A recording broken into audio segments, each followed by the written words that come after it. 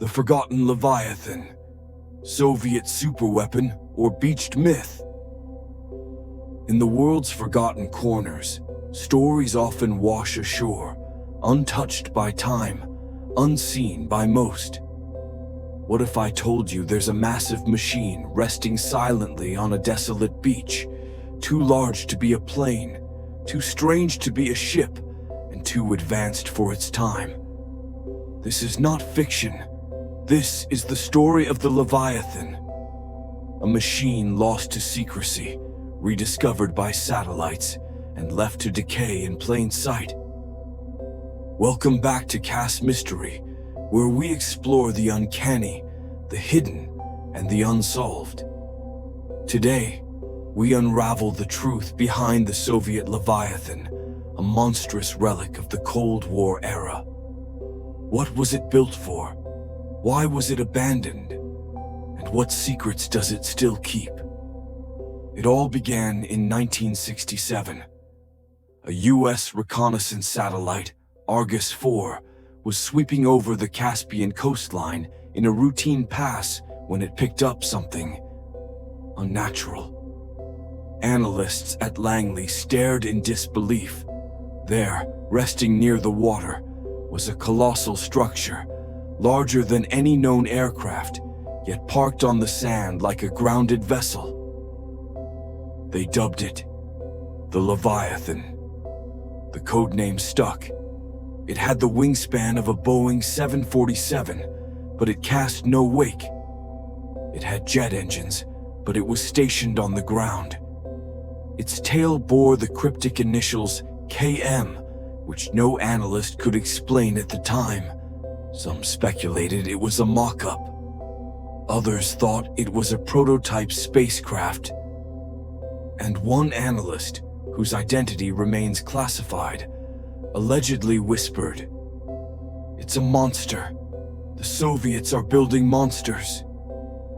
The machine, now known by some declassified files as Project Morpheus, was built at a classified naval shipyard near Makhachkala, deep within the USSR's southern republics. Its creators called it an ekranoplan, or a ground effect vehicle, a rare hybrid capable of skimming just above the water at astonishing speeds. But here's the twist. While the public believed the Soviets were investing heavily in nuclear submarines and supersonic bombers, a secret team of engineers under Admiral Yelkin Durov was tasked with building a fleet of flying sea beasts, machines that could bypass radar, avoid sonar, and launch devastating strikes on coastal fleets. Using the ground effect, a lift phenomenon generated when flying close to a surface, they created a vessel that defied classification. Not quite a ship, not quite a plane, something else. Fast forward to 2020. A group of travel vloggers exploring the abandoned beaches of the Karabash coast stumbled upon a massive silhouette rising from the fog. At first, they thought it was a decaying oil rig, but as they approached, the rusted wings, shattered cockpit, and missile mounts became clear. They had found the Leviathan, silent, battered, but intact. Soon after, a local historian, Dr. Elena Morozov, launched an independent investigation. With permission from the local authorities, she ventured inside. What she found still puzzles experts to this day. Control panels eerily preserved. Flight logs dated up to 1991, the year the USSR collapsed. Cabins with untouched bedding and faded Soviet propaganda posters. And strangest of all, a red missile launch switch, still functional. Was the Leviathan ever truly decommissioned, or did its crew leave in haste? Despite its revolutionary design, the ekranoplan had serious flaws. It couldn't operate in high seas. It was incredibly difficult to turn, and maintaining control within ground effect required near-perfect conditions.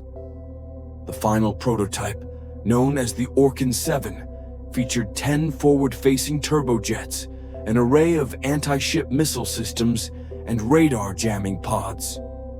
Soviet engineers believed it could strike NATO fleets before radar systems even detected its presence. But fate intervened. In late 1989, during a routine test flight across the Black Sea, Orkan 7 was hit by a sudden storm. It crash-landed, narrowly avoiding disaster. The project was shelved within months. As the Soviet Union unraveled, so too did its most ambitious military dreams. Some say the surviving Ekranoplans were dismantled. Others believe one was quietly transported to a remote beach for safekeeping, hidden in plain sight.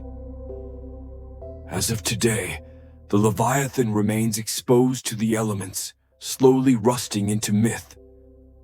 The local government has announced plans to turn it into a museum exhibit, but progress has stalled. Rumors persist of strange electromagnetic interference in the area, malfunctioning drones, and even accounts of low-pitched hums coming from the craft at night. More bizarrely, some locals claim the beach is cursed. Since the Leviathan arrived, unexplained disappearances and odd light phenomena have been reported offshore. Could the Soviets have embedded classified tech that still functions? Or is it just Cold War paranoia baked into the rust? A forgotten machine from a fallen empire. A glimpse into a secret war fought just above the waves. And a mystery still unfolding under the Caspian skies. If you ever find yourself on that lonely beach, don't be surprised if the wind howls through the broken turbines, or if something massive shifts ever so slightly in the sand. Because some monsters don't sleep, they just wait. This has been Cass Mystery. If you enjoyed uncovering the secrets of the Leviathan, hit that like button, subscribe, and share your thoughts below. What do you think this machine really was? Until next time, stay curious and stay mysterious.